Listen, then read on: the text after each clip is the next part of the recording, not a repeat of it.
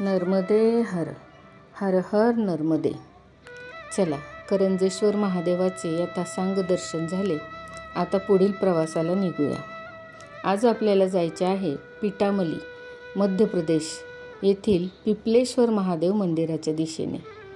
हे गाव नर्मदेच्या तटावर असून महर्षी पिपलाद यांचे हे जन्मस्थळ आहे. चला तर मग निघूया. सकाळचे 7 वाजले आहेत.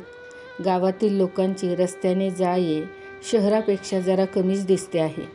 नर्मदा परिक्रमा करताना एक नियम आहे. ज्या गावातून रस्त्याने आपण जाताना आपल्याला समोरून कोणीही जात येताना दिसले तर प्रत्येकाला नर्मदे हर असा आवाज देऊनच पुढे जायचे. नर्मदा परिक्रमा मार्गात बहुतेक मध्य प्रदेशातील खेड्यातून जाणारे रस्ते आहेत. मध्य प्रदेशातील ग्रामीण जीवन, शेती रस्त्याने जाताना आपल्याला पाहायला मिळते. आपण कुणाला नर्मदे हर म्हटले की समोरून पण नर्मदे हर असा प्रतिसाद येतोच येतो. सकाळची कामांची किती पण घाई असो, पण परिक्रमावासी दिसले की त्यांना चहा पिल्याशिवाय पुढे जाऊ देत नाहीत. या भागात सधनता नाही, पण मैयाच्या भक्तिभावात न्हाऊन निघलेली ही लोक आहेत. अगदी रस्त्यावरून बोलवून घेऊन सुद्धा ते चहा घेण्याचा, नाश्ता करण्याचा आग्रह करताना दिसतात. चला तर मग पुढे निघूया. नर्मदे हर हर हर नर्मदे. आपण पोहोचलेलो आहे पिपलेश्वर महादेव या ठिकाणी. आधी मंदिराचा परिसर निहाळून घेऊया. मैयाचं पात्र बघा किती शांत आहे.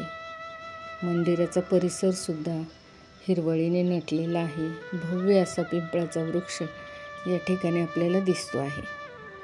आधी आपण वरती मंदिरात जाऊन गाभाऱ्यात बसूया. अशा प्राचीन मंदिरात आल्यानंतर डोळे झाकून शांत बसावे आणि अगदी ऊर भरून पूर्ण दीर्घ श्वास घ्यावा. मन अगदी निवांत करून परमेश्वराचे दर्शन घ्यावे. ऐकूया तर पिपलेश्वर ऋषींच्या जन्माची कहाणी. महर्षी पिपलाद यांचा जन्म सामाजिक मान्यतेपेक्षा वेगळ्या प्रकारे झाला होता. ज्या प्रकारे कर्णाला कुंतीने जलप्रवाहात अर्पण केले, तसेच पिपलाद मुनींच्या मातेने लोकनिंदेपासून वाचण्यासाठी त्यांना एका पिंपळाच्या झाडाखाली ठेवले आणि ती निघून गेली. ते लहान बालक त्या झाडाखालीच लहानाचे मोठे झाले. जणू काही त्या पिंपळाच्या झाडानेच त्याचे पालन पोषण केले. म्हणूनच त्यांचे नाव महर्षी पिपलाद असे प्रख्यात झाले. जे दुःख आपल्या वाट्याला आले ते कुणा अबोध बालकाच्या वाट्याला येऊ नये म्हणून महर्षी पिपलाद यांनी मोठे झाल्यानंतर महादेवाची तपश्चर्या केली. त्यांच्या तपश्चर्येने महादेव प्रसन्न झाले.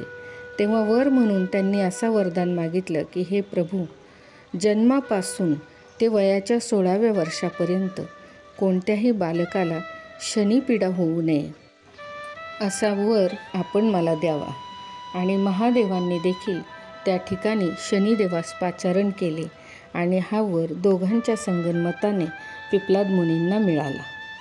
पिपलाद मुनींच्या महतीचे वर्णन स्कंदपुराण, नर्मदा पुराण, नर्मदाष्टक यामध्ये आपल्याला आढळते.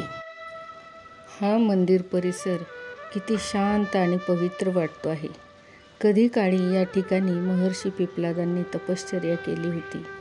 महादेव साक्षात त्यांच्या समोर अवतीर्ण झाले होते.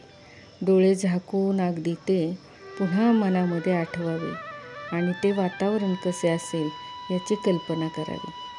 नर्मदा परिक्रमेतील ही तीर्थस्थाने श्रीमंत देवस्थाने नाहीत, पण प्रत्येक मंदिराची एक प्राचीन आख्यायिका आहे. अगदी सृष्टीच्या प्रलयाच्या पुनर्निर्मितीनंतर द्वापारयुग, त्रेतायुग या काळापासून ही मंदिरे या ठिकाणी आहेत. पण ही जतन होणे गरजेचे आहे. यांचा उल्लेख वेगवेगळ्या पुराणांमध्ये देखील आपल्याला आढळतो. यासाठी काहीतरी प्रयत्न होणे हे खूप गरजेचे आहे.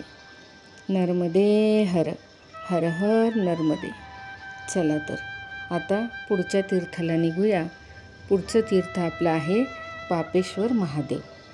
नर्मदे हर हर हर नर्मदे.